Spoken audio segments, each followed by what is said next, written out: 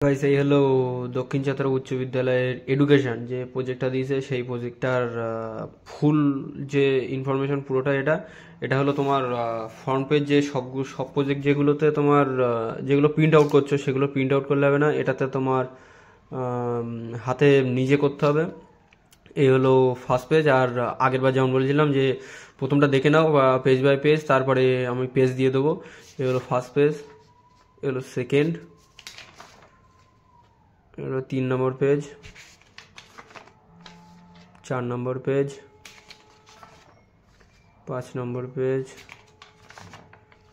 6 নম্বর page, 7 নম্বর page, 8 নম্বর, 10,